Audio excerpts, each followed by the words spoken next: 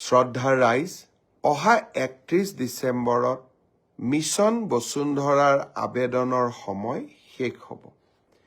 এইবাৰ মিছন বসুন্ধৰাত আমি চেষ্টা কৰিছোঁ যাতে অসমৰ শিক্ষানুষ্ঠানসমূহ, ক্লাবসমূহ, সাংস্কৃতিক অনুষ্ঠানসমূহ, আমাৰ মন্দিৰসমূহ, নামঘৰসমূহ, এওঁলোকে যাতে য'ত আমাৰ এই অনুষ্ঠানবোৰ আছে, এই মাটিবোৰ যাতে আমি ম্যাদী পট্টা কৰি ল'ব পাৰোঁ। তাৰ কাৰণে আমি কেবিনেটত সিদ্ধান্ত লৈছিলোঁ যে লগে লগে পঞ্জীয়ন নম্বৰটোও নালাগে। যেতিয়ালৈকে আমি মিছন বসুন্ধৰা শেষ কৰিম, অৰ্থাৎ আবলটনৰ বাবে আমি সাজু হ'ম, য'ত নেকি প্ৰায় 8-9 মাহ সময় লাগিব, এই সময়ছোৱাৰ ভিতৰতে পঞ্জীয়ন নম্বৰটো সংগ্ৰহ কৰিলেও হ'ব। আৰু পঞ্জীয়ন ল'বৰ বাবেও আমি চাৰ্টাৰ্ড একাউণ্টেণ্ট আদিৰ যি আগতে অডিট ৰিপৰ্ট লাগিছিল,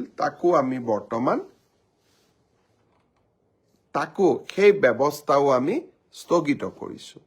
এটা, পঞ্জীয়ন লাভ কৰাৰ নিয়ম আমি সহজলব্ধ কৰিছোঁ আৰু পঞ্জীয়ন পিছত কৰিলেও আবেদন কৰাৰ ৰাস্তাও আমি খুলি দিছোঁ।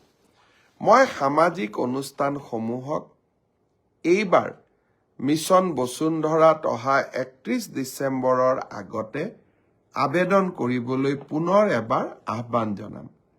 আৰু এই প্ৰচেষ্টাত সহায় কৰিবৰ বাবে আমাৰ মন্ত্ৰী, বিধায়ক আৰু আমাৰ জনপ্ৰতিনিধি বা সমাজ সেৱিক যিসকল ৰাইজৰ লগত কাম কৰে, তেওঁলোককো মই এই ক্ষেত্ৰত আমাৰ সামাজিক অনুষ্ঠানসমূহক প্ৰেৰণা যোগাবৰ বাবে আহ্বান জনাম। শ্ৰদ্ধাৰ ৰাইজ, অহা 31 ডিচেম্বৰত মিছন বসুন্ধৰাৰ আবেদনৰ সময় শেষ হ'ব। এইবাৰ মিছন বসুন্ধৰাত আমি চেষ্টা কৰিছোঁ যাতে অসমৰ শিক্ষানুষ্ঠানসমূহ, ক্লাবসমূহ, সাংস্কৃতিক অনুষ্ঠানসমূহ, আমাৰ মন্দিৰসমূহ, নামঘৰসমূহ, এওঁলোকে যাতে য'ত আমাৰ এই অনুষ্ঠানবোৰ আছে, এই মাটিবোৰ যাতে আমি ম্যাদী পট্টা কৰি ল'ব পাৰোঁ।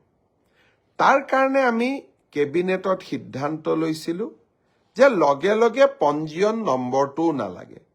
যেতিয়ালৈকে আমি মিছন বসুন্ধৰা শেষ কৰিম, অৰ্থাৎ আবলটনৰ বাবে আমি সাজু হ'ম, য'ত নেকি প্ৰায় 8-9 মাহ সময় লাগিব, এই সময়ছোৱাৰ ভিতৰতে পঞ্জীয়ন নম্বৰটো সংগ্ৰহ কৰিলেও হ'ব। আৰু পঞ্জীয়ন ল'বৰ বাবেও আমি চাৰ্টাৰ্ড একাউণ্টেণ্ট আদিৰ যি আগতে অডিট ৰিপৰ্ট লাগিছিল, তাকো সেই ব্যৱস্থাও আমি স্থগিত কৰিছোঁ।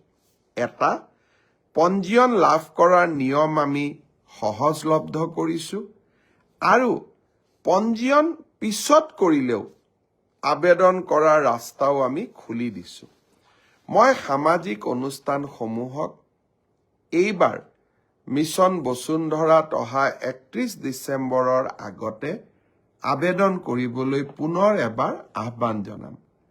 আৰু এই প্ৰচেষ্টাত সহায় কৰিবৰ বাবে আমাৰ মন্ত্ৰী, বিধায়ক আৰু আমাৰ জনপ্ৰতিনিধি বা সমাজ সেৱিক যিসকল ৰাইজৰ লগত কাম কৰে, তেওঁলোককো মই এই ক্ষেত্ৰত আমাৰ সামাজিক অনুষ্ঠানসমূহক প্ৰেৰণা যোগাবৰ বাবে আহ্বান জনাম।